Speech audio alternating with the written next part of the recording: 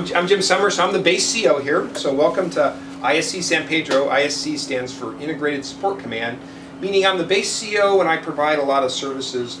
I don't actually conduct any Coast Guard missions, but I support all the folks that do that. So we'll talk a little bit about my base here in a second. So let's see, are you guys all from Santa Barbara? Yes. Okay, all right, good. Well, I'm going to have it tailored just for you guys. Well, first of all, I'd like to talk to you first about after the Cold War, when the Soviets ended up getting rid of their Navy, the Navy actually had to think about a new mission. And so I'm going to kind of show you a video about what's called the National Maritime Strategy. And then that will be kind of my intro to the rest of our discussion here.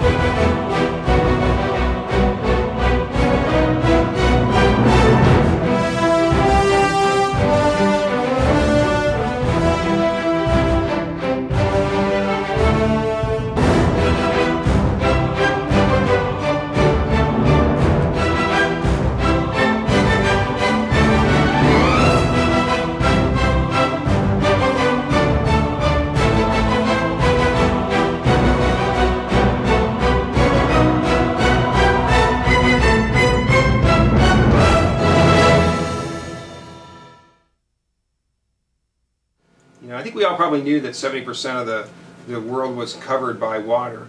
But again, that's a pretty impressive number, that 90% of all cargo, of all commerce, happens on the ocean. And so again, our free use of those waterways, and the ocean is what is known as the last global commons. You've been to Boston, you know that there's the commons, and that is that green park that in the olden days, everybody used to be able to graze their sheep and everything there. And so, since then, we've kind of divided up in the world into sovereign states. But the oceans are those one areas there that they haven't carved those up yet. Currently, right now, the jurisdiction is that everybody owns out to about 12 miles offshore is kind of their territorial seas. And then we actually own another 200 miles of resources are out there, meaning the fish and the minerals and everything that are kind of on the continental shelf. As a sovereign country, whether it's the United States or other countries, we really only have jurisdiction to about 200 miles of those. So that leaves a whole lot of ocean that really is not divided up. And so the way we, as a community of nations, we all kind of have treaties on how we operate. So making sure that we can traverse those oceans and not be attacked by pirates or other rogue countries really allows our global trade system to operate and everything there. So that's why the Marines have teamed up with the Navy and the Coast Guard, and we're looking for a broader perspective on how we are going to meet those challenges. One of the Navy's goals is what's known as 1,000 Navy ships. And if you guys know right now, we maybe have 291. And so to go from 291 up to 1,000 means we basically have to have global partners. We throw on a few Coast Guard cutters there, and then what we do is we look at our NATO allies and we include their naval vessels. Right now, various NATO countries provide counter-narcotics patrols in the Caribbean. Canadians provide counter-narcotics patrols off of Central America. So we partner with a bunch of nations, including those in the Far East, of those free-loving nations, and that's how we actually get to a 1,000-member Navy. And we have treaties that do that. So that's kind of how that's how the future of those services are kind of working and everything here. So I'm taking you from a global perspective now right down here to lovely Southern California. And I want to talk about the largest operational unit in my area, which is called Sector Los Angeles Long Beach. And so they're the operational commander pretty much from Hearst Castle, basically the San Luis Obispo, Monterey County line, all the way down to Dana Point, where the San Diego County line is at. All right, and so that's kind of the emphasis on what it's going to do. I'm gonna take a step back up to the whole Coast Guard and give you a little introduction to us. We're one of 5 armed services. The other 4, the Navy, Marines, Air Force, and Navy, Marines, Air Force, and Army, belong to the Department of Defense. We actually reside in the Department of Homeland Security. All right, we've been around since 1790, so we're going to celebrate our 218th birthday on August 4th, which is Monday. So we literally, if you remember your U.S. history, we didn't really get our Constitution until 1788. Right? We actually won. You know, we declared independence in 1776. It took a few years to beat off the British. Then we actually had what are called Articles of Confederation, where we were just a loose group of states and colonies. And it wasn't really until 1788 that we said, we need a federal government. We need to be one nation rather than just a collection of states. And so the Coast Guard came about 2 years after our Constitution was written. And we were known back then as the Revenue Marine Service. And so our whole goal was that we were a nation in debt. I think we are now. I think we're in debt now too as well. But we had no income tax. We had no taxation back then. And the way we were going to pay off the French, who we borrowed a lot of money to win the war against the British, was we were going to charge tariffs on imports. And of course we had customs houses that collected those tariffs, but if you were a privateer from Europe, you didn't want to pay tariffs, so your job was to try to smuggle stuff in. And that was the Revenue Marine Service, was this group of armed 10 boats that was to make sure that those folks that were trying to avoid tariffs were at least found at sea. And so that's why we're really one of the nation's first law enforcement agencies as well. We pride ourselves in being multi-mission. That means that every Coast Guard person, every Coast Guard asset can do multiple jobs in multiple missions. So you guys were on the George Cobb, right? Everyone on the buoy tender? So their main job is they're the Caltrans of the Coast Guard. They maintain all the waterways as far as all the buoys, but they're a law enforcement platform. I have some oil skimming equipment that I put on that ship, and it becomes an oil skimmer. So every asset in the Coast Guard is multi-mission. And for taxpayers, that means you get a federal agency that's pretty small. We're a little less than 50,000 people, but we're very agile. And so one day we can be a law enforcement agency. The next day we can actually be helping rescue a whole bunch of people in New Orleans after Katrina. The next day we can be responding to floods in the Midwest. So again, we really do pride ourselves on being able to be that agile and be a very adaptable force for the America to call upon. Hey, just some of our missions. Search and rescue is our biggest one. Just last year we said we saved over 1 million people since we've been around. That's a pretty big number. Again, we're the major maritime law enforcement agency in the country. We're the regulators, meaning that kind of like how the FAA regulates aircraft, we regulate the shipping industry. We regulate the ports. All right, and that's because when an oil terminal blows up or catches on fire, it stops things up, and so our job is to make sure that they meet all the safety and security features and everything there. So typical day, we save 15 lives. All right, that's a big number when you multiply that by 365. We assist another 114 people each day that we don't really save, we just make sure they get back to port safely. Almost $5 million in property we protect. We interdict at least 25 illegal migrants a day. And then again, kind of one of the big numbers is literally, on average, every day we interdict about $12 million worth of narcotics. Every day? Every day. So the Coast Guard interdicts billions of dollars worth of street value. And the only way we do that is because when we interdict it, it's in a pure form. So it is worth, they're bales that are about that size, but those bales are worth $100,000. And then because they get divided up when they get to the street level and everything here. So we guide over 2,500 ships. We have a kind of an air traffic control service here to monitor all the ships that come into the port. And so we do that at all the other ports here in the country. We've got kind of various ships. This is kind of a picture of a ship that's equivalent to the Blackfin that's up there in Santa Barbara. So we've got 4 of those. This is our newest cutter called the Berthoff. It's actually going to get commissioned on Monday up in Alameda, and we're going to get 8 of those. So it's 418 feet long, and it's going to be our most sophisticated cutter to date. It's going to have a whole lot of intelligence. It's going to be able to communicate with navies as well as be able to communicate with the local authorities as well.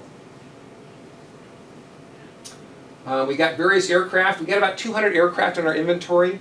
You guys are going to hear more about the orange helicopter, the one that you see flying around the most. They're going to do a little demo for us here on the Eagle later on this evening. That's why I need to get chatted here in a couple minutes. And then we've got some various other fixed-wing aircraft. Just to kind of let you know how the counter-drug works, California, Arizona, Utah, and Nevada are part of what's called the 11th Coast Guard District. But we actually monitor the water all the way down to Central America. The Galapagos Island is what's really the thing that's in the center of that little circle there. Most of the counter drugs, the coca leaves are processed into the powder form, and then they actually transship them across the water up to Mexico. And so that's where we do most of our interdiction of.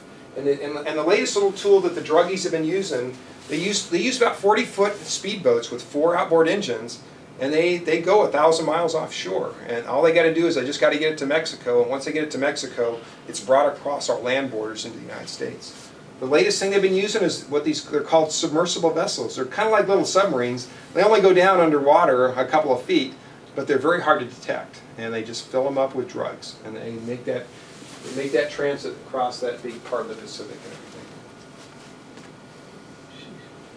California's kind of divided up into 4 other sectors, and again, that's just kind of a reminder of where we're at here. We have some unique authorities in the Coast Guard. Because of our traditional maritime responsibilities as being that first law enforcement, we can board any U.S. vessel anywhere in the world. And so that's our job, is to enforce all laws on maritime environments.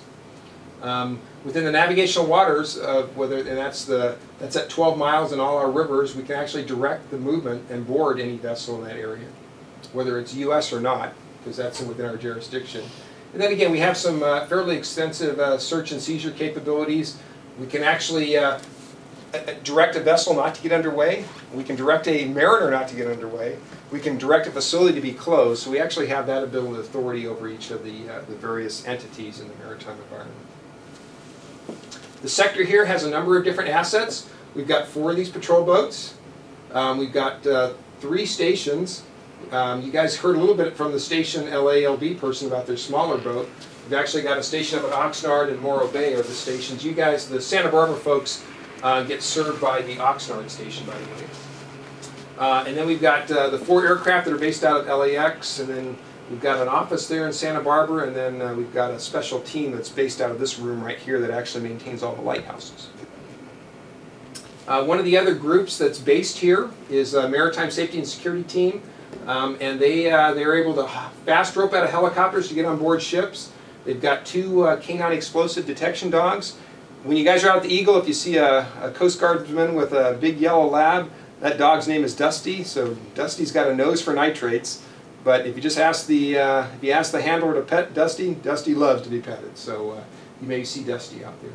They've also got 6 boats, so they can do some escorts, and they actually have some special tactics. Not quite a SWAT team, but they have a lot more tactics than our normal boarding officers have.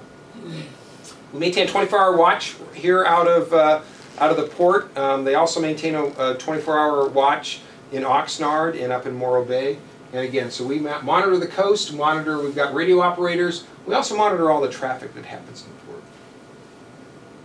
port. Kind of the big things, I'm going to talk about the Port of LA in a second, but we got Port Hueneme and we got Diablo Canyon that's just around Point Conception from you folks. Port of LA and Long Beach, 2 different ports run by 2 different cities. Largest cargo port in the United States for containers. 5th largest port in the world for those, and those containers you guys saw there, we call them cans, is the slang word for them. So again, 43% of all those containers that come in the United States via the ocean come in through these 2 port complexes. All right, so this place is huge when it relates to all that. In Southern California, we're an oil island. And what that means is that there's obviously some oil extraction that's off of Santa Barbara, and there's some up there around Santa Maria. But in Southern California, either we extract the oil or we import it. But there's no pipelines that connect us with Texas. There's no pipelines that connect us with Northern California. We supply all the oil for all of the southern half of California and also Phoenix and Las Vegas. Hey, just again, another big number here. About 1 million passengers go through our cruise ship terminals or ride the ferries to and from Catalina each year. Got various facilities. Container facilities are probably the most important. Bulk liquid terminals are actually oil terminals, is what they are.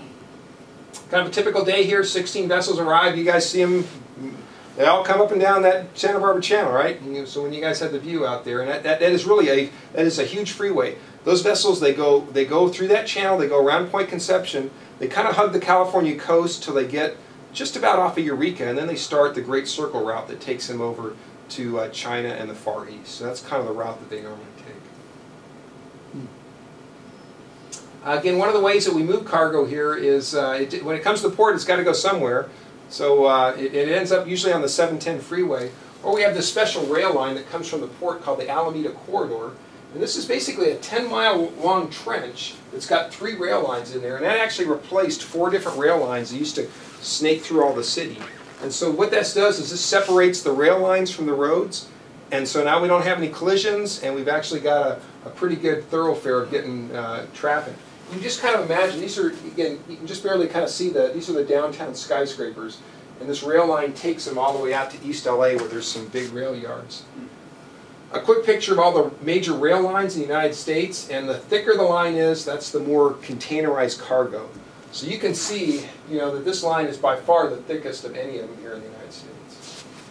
So again, most of the cargo that comes to the port of LALB, about half of it is taken to warehouses out in San Bernardino, the Inland Empire. It's transshipped, it's put on other trucks and then taken on the road. Another half of it is actually taken out by rail to the Midwest. A couple ways we help protect the port. We patrol it. We do some boardings and escorts. Again, I talked a little bit how we check all the facilities. Occasionally we dive on some of the piers to make sure no one's putting stuff under the docks. And then again, we actually do some community policing because we know that there's people that live in the port, that work in the port, and just like neighborhood watches, we try to keep track of all those folks.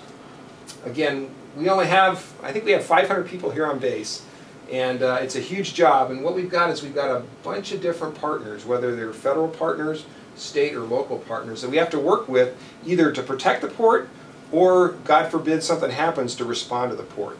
Because again, it's most important to get, if the port stops, we lost a couple $2 billion a day when we had the strike.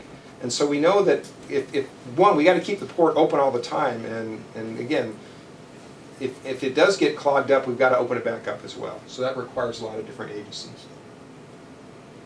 Again, you guys are on Terminal Island, and this is actually called Reservation Point.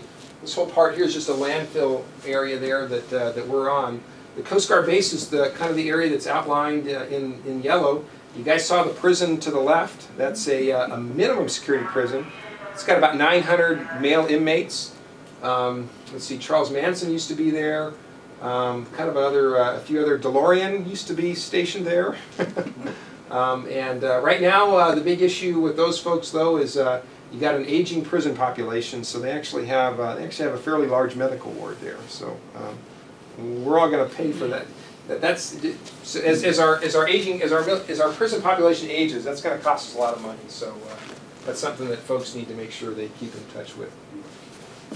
On this base, I've got 17 different units or offices that I support here, and again, I have 3 different offices down in San Diego as well. We get to use the base for a number of different things here. We set up kind of an encampment when we had a big exercise. We actually even brought in some dolphins from down in San Diego. These are the Navy dolphins that actually detect underwater swimmers and divers and mines and stuff like that. So we're able to use that in our boat base, and so we're pretty flexible and be able to handle all this stuff. Again, we bring all our local partners, whether they're the police or fire, and we all kind of set up, and that way we all talk to each other here. We've got special rooms that allow all that to happen. Kind of the future of the Coast Guard, we're spending about $20 billion over the next 20 years to upgrade all our equipment. We've got the Eagle. It was built in 1936, so that makes it, 72 years old. That's actually our oldest cutter. Our oldest operational cutter, though, is 62 years old, so it actually qualifies for Social Security. So we're looking at, and most of our other major cutters were built in the 60s, and they really normally only have usually about a 30-year lifespan. So we've already stretched those into 40-plus years. So again, our newest cutter I've talked about is being commissioned. We're going to get 8 more of these. We're expecting to get about 12 of these smaller. They're in the 300-foot range. And then we're getting kind of a host of other vessels there to kind of continue to upgrade our fleet and everything here. The other big acquisition we're doing is we're updating all our, we call it the National Distress System. You're on a boat out in the Channel Islands, you need to call for help. You got to make sure the Coast Guard's able to hear you. So all our antennas are supposed to be able to hear a 1-watt walkie-talkie on the surface out to 25 miles. So we've got some gaps, and so right now we're spending some money to make sure that there are no gaps, because you don't know where the gaps are. You want to be able to, when you call for the Coast Guard, you want the Coast Guard to be able to hear you and come get you. And so we're making sure all that equipment works and everything here. So, what kind of questions do I have for you guys? I have one question. You can get the one. This is a little off subject. Okay. But what's the talk in the service about the navies of the world doing something about those pirates off the coast of Africa that are causing so much trouble? Piracy, we thought, piracy was actually the big piracy thing. We were talking about the piracy off of Somalia. Yeah, that's right. We actually had bigger problems with piracy off of Sumatra, which is where the tsunami was at. And to rid that, the Navy, the U.S. Navy, Singaporean Navy, the Indonesian Navy, they all got together, they partnered, and they said that we're not going to tolerate this anymore. And so you've got vessels that are patrolling between Sumatra and Thailand, and that's where all the vessels, they come from India, they go behind the island of Sumatra, and then they come up to Singapore, and then they actually transit across the Pacific. And so that's how, and they literally stopped. For a while there, if you had a commercial vessel that was going that route, and that is probably one of the most traveled maritime routes, because people that come through the Suez Canal have to come through that gap in Sumatra. Lloyd's of London would charge you wartime insurance rates because piracy was so pervasive. All those countries got together, they pretty much shut that down. So now we've got the issue in Somalia, and that's how the countries are doing it. We just heard the French Navy had boarded some vessels, so I can tell you the Americans are there, and so the way we do that, unfortunately, Somalia is kind of like Afghanistan. It's a stateless country, and so if you're a pirate, you can seek refuge. And so once you're in 12 miles of Somalia, we can't touch you. So we got to make sure that we catch you outside that 12 miles. So that's how we actually try to do that. You were saying that you catch a certain amount of drugs coming from South America. What percent do you think is still getting through? Well, I don't know, but my guess is we're maybe in the 20%. So you think that you're stopping 20%? If that much. So what are you doing to stop the submarines? Well, we got to detect them, and that's the hardest thing. The Navy has, and our C-130s have, what are called periscope-capable radars. All right, but it's a huge ocean, and again, if you're trying to detect a submarine periscope with a radar, you can only, we call it sweep width. It's only a very narrow area you can search. Again, these submarines, they have snorkels because they're diesel powered, and all they do is they sit right below the surface. And how we normally detect something is we either detect it on radar or we look for its wake. And during the day, its wake, if you can imagine the white water generates, you can see the wake way before you see the vessel. And what these smaller vessels do is they don't go at night. They don't go during the day. They take one of those blue tarps that you get at Walmart, and they cover themselves up and they disappear out in the ocean. And so at night, they take their tarp off, and man, they're doing 40 knots. And maybe we get to see that white streak. So really the real answer I'm getting to is the way we really interdict things is by intelligence. And that's how the world works. We don't randomly find things anymore. We have a very important intelligence capability that allows us to either the bad guys are ratting their buddies out, or we're getting tipped off by other people there, and so we kind of know where to look for them. And then once we know where to look for them, then we can utilize our periscope class type of radars, and we know that, hey, they'll be in this area at this time, and we get help from other countries. So that's the only way we're going to defeat that part and everything there. So, hey, just a couple other quick things here. I want to show you guys just some special things about the Port of Los Angeles. These are those large gantry cranes, and we've got about 58 of those in the port. This picture kind of represents Customs and Border Protection. Actually, we screen 100% of the containers, and that doesn't mean we open them up and look at them. We only do that to maybe 4%. But we find out what's in them. You guys had actually passed these when you came in. I don't know if you saw there. They're yellow detectors. Those are called radiological portals, okay? So every container that comes off a ship, before it gets out of this port, it runs through this portal and it looks for background levels of radiation. If it gets a hit, it goes through a secondary inspection, okay? They also then look at what the cargo is, and these two pieces of equipment actually measure the density. So let's say that this cargo container is supposed to have like china, meaning table china. What they'll do is they'll scan this thing, and they know what china, that ceramics, should look like as far as its density. If it's something else, then they're going to open up that container and ask why. So it's one way they can kind of look inside a container without unpacking it. Because if you can imagine, these containers only open up on one side. So to find out what's in the far side would be an extremely time-consuming process. So we sense it. We find out what you're supposed to be in there because we have a manifest. We make sure it doesn't have any radiation level in it. We actually, if we're suspect, we'll actually then check the density. And this is what Customs and Border Protection does, by the way. And they take a look at that. So they have some special equipment on the port. And again, this picture is of the Maersk terminal right across the way from us.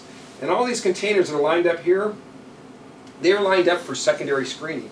And this truck will slowly go by all these different containers and take a measurement to see what's in them. At least check on the density and stuff like that. One of the things we have here is we have kind of a spaceport. We have this particular vessel, it's called Sea Launch, that's based out of Long Beach, and it has a command vessel.